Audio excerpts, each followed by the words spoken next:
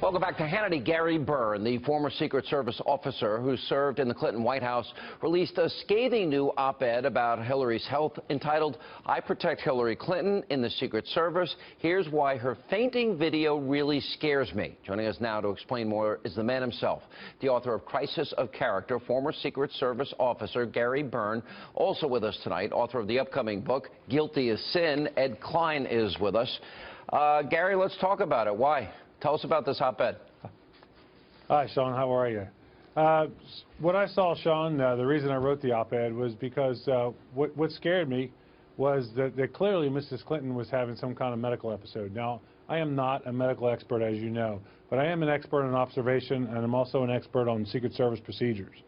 And the first scene you see in that video, Sean, of Mrs. Clinton where she's leaning up against the Ballard, clearly her body is stiff.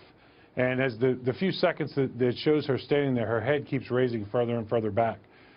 The woman on the left-hand side, the staff member, has her hand underneath her arm, clearly trying to help control her and support her. When the van pulls up, everybody who's ever gotten into a vehicle, a taxi, a van, watch Mrs. Clinton's action as the van pulls up. She stares straight ahead. She doesn't even acknowledge that the van is there. And then the African-American agent walks around to the van, Sean. He opens the door and then steps back and grabs Mrs. Clinton's left arm. The bald agent, who I believe is the shift leader, does something that's pretty unusual. He walks between the open van door and the protectee. And the reason he does that is because he knows she can't move without his help. Then he takes her right arm, then the woman behind her grabs Mrs. Clinton under both armpits, and they all start moving her towards the van. And she's still collapsed. As they move her right. As they move her, Sean, you can see she loses complete control to support herself.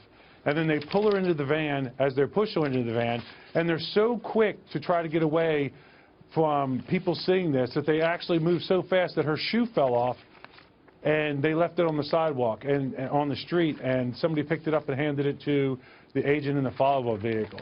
This disturbs me greatly. Are you worried at all about the Secret Service's handling of this? I mean, I hate to be critical of them. I do have my pin up here, and they do a good job, and they put their life on the line for all of our national leaders, and it's an important job. We've got to protect them. But there seemed to be a circle that covered what was going on. Sorry, right, like so I covered that's standard procedure. Like that. Yeah. So that's standard procedure. Everything they did was spot on to the training. I literally, as you know, I was a uniform division officer, but I worked at the training center, and I literally used to help train the agents in some of these skills. And everything they did was correct. Don't forget, they're not just protecting. What they did wasn't unusual. They weren't really protecting Mrs. Clinton from a video camera. They're protecting her from somebody with a gun. It's all about assassination. Okay, look, but you're saying there's something seriously wrong with her. Now, there's a book by Dr. Connie Mariano. Do you remember her? I do. I remember her well. Okay. Yeah. Now, apparently, she was the White House doctor for the Clintons. Quote, I assigned a female nurse in civilian attire to accompany Hillary on the campaign trail. I notified the Secret Service she was on medication. In the event she was injured, excessive bleeding would be dangerous. And Hillary had lied at that time, telling her staff that she had pulled a muscle rather than saying she had a blood clot. So this would not be the first time, correct? Did you know that? No. Yes, actually, I did. I don't remember from the time, but I've learned it since then. And I do remember she was actually a Navy doctor, Dr. Mariano. She was a captain when I met her, and she retired as a one-star admiral. Yeah. Listen, none of this surprises me, Sean. And I realize they just supposedly released her medical records. The first thing I listen to is their language. We're releasing medical records. I don't believe a thing on there. Based on what I've saw over the years of, when, for instance, Mrs. Clinton first claimed at the Benghazi attack that it was a video, and you go back to her husband claiming that he did not have an affair with the intern, Monica Lewinsky. I don't believe a thing out of their campaign's propaganda. Yeah. All right, Ed Klein, we do know that most voters doubt Hillary is telling the truth about her medical condition. With good reason. And Bill Clinton now says she frequently collapsed. He actually exposed that. You've got the video of her, remember, going up the stairs in February. I mean, she could barely walk upstairs. You have another Democratic politician saying, yeah, I gave a speech with our Senator White House, and saying she could barely walk up to the podium, for crying out loud. You know, and then there was another point where Hillary admitted she had collapsed a few times. She's perfectly fine except for pneumonia. Pneumonia, that's a problem.